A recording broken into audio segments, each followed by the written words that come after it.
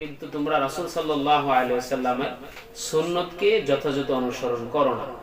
এ হলো দোয়া কবুল না হওয়ার দ্বিতীয় কারণ।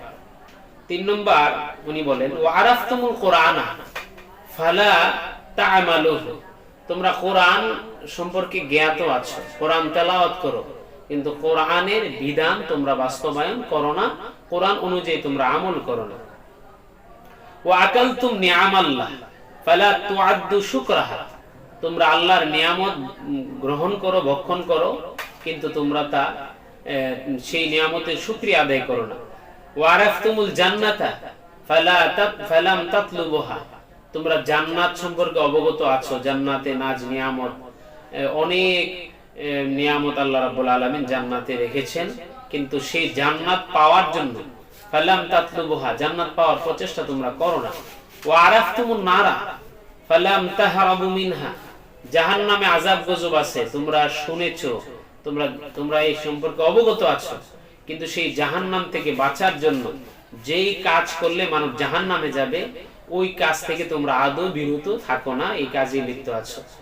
ওয়া আরাফতুমুশ শাইতানা ফালা তুহারিবুহু, তোমরা শয়তান সম্পর্কে অবগত আছো, যেখানে আল্লাহ রাব্বুল আলামিন কোরআনে বলেন ইন্না শাইতানা লিল ইনসানি আদুউম মুবিন, কিন্তু তোমরা শয়তানের মুহারাবা করো না, শয়তানের বিরুদ্ধাচরণ করো না, বরং শয়তানের অনুসরণ করো, শয়তানের প্রতি তোমরা পরিচালিত, শয়তানের প্রতি তোমরা চলো, এই কারণে তোমাদের দোয়া কবুল হয় না।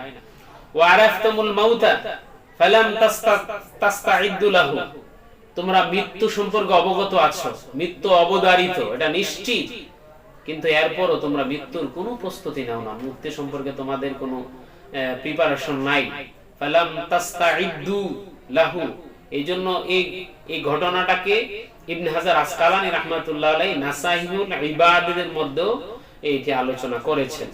এরপর সর্বশেষ যে দাফানতুমুল মাউতা ফালাম তা'তাবিরু, তোমরা মৃত ব্যক্তিদেরকে দাফন করো, কিন্তু মানুষ মরে যাওয়া যে একটা বড় নসিহত, নিজের চোখের সামনে একটা মানুষ চলে যাচ্ছে, আমরা তার ইন্তেকালের পরে যে আনুষ্ঠানিকতা করতেছি, কিন্তু এই থেকে তোমরা কোনো ইবরত হাসিল করছো না, তোমরা শিক্ষা নিচ্ছ না, এই কারণে তোমাদের দোয়া কবুল হয় না।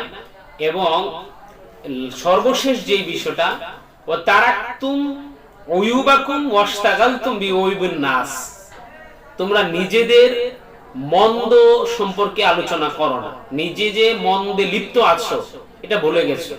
ওয়াশতাগালতুম বিউয়ুবিন নাস, পরচর্চা, ব্যাকবাইটিং, মানুষের সমালোচনায় তুমি ব্যস্ত, তোমরা নিজেদের যে ত্রুটি রয়েছে, নিজেদের যে আমলি ত্রুটি, অনেক জাহিরি বাতিনি অনেক ত্রুটি আছে, সেই সম্পর্কে তোমরা অবগত না, শিক্ষা নেও না, বরং মানুষের দুষ্ত্রুটি নিয়ে তোমরা লিপ্ত আছো। এইভাবে ইব্রাহিম আদম রাহমাতুল্লাহ আলাইহিকে যখন জিজ্ঞেস করলেন, ইনি বললেন যে এই 10টি কারণে তোমাদের দোয়া কবুল হয় না।